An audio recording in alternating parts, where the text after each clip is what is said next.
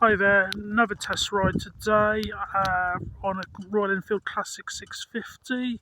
It's actually quite nice to come out within a few days of doing a test ride of the Scrambler 900. Certainly a very different bike. It's actually really nice. Everything about it sits quite nicely. There's nothing which immediately go, oh, I don't like this, don't like that.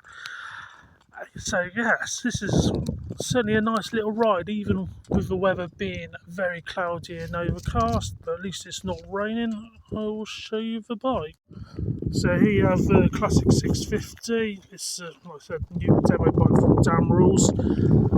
Very nice. I was a little surprised about the lack of top end. It seems like 65 it was comfortable with. But whether it's just because it's still a new bike, so still bedding in. I have to admit the brakes are a hell of a lot better than the Scrambler, especially the back brake. But that's the Indian market. I think they use the back brake a lot.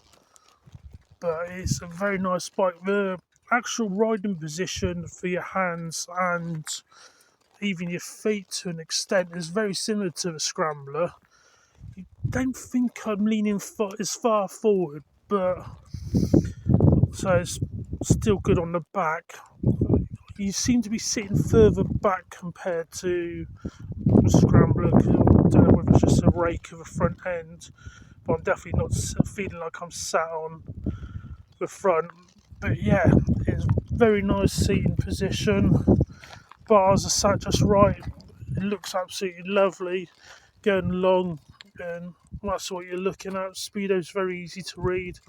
The gear selector indicator thing is not the easiest to read because there's a few other bits beside it, but it's just one of those ones you can sort of know what gear you're in. It pulls absolutely lovely. I was coming along just now, stuck in some traffic behind a tractor, and third gear, you just give it a little twist and loads of power to get past traffic without thinking, oh god, I've got to accelerate too quickly or anything. Well, final thoughts on the Classic 650. Very nice bike to ride.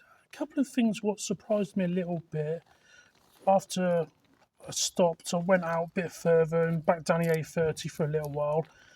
And I don't know if it's to do with the size or the shape of the headlight and the front instrument shape, but there was no wind buffers or force on your chest, even at sort of 70, 75 mile an hour. There's no pressure, which I'm very surprised and very nice. Would make long journeys very comfortable. I did find the top of my thighs hurt a little bit after a while, but I think that's because I'm not used to having my legs in a more central position rather than a foot forward, like on the Thunderbird. But overall, very nice bike. 75, like I said, was top end on the A30. So 65, 70 is very comfortable at. So definitely more of a B road ride around. But it's certainly something which I'll be thinking about. The other thing was I found after a while the stock seat did get a bit uncomfortable because it's very flat. I have found out they do a comfort seat, which if it's anything like the touring seat for the 350 meter, will make a major difference because that was so comfortable.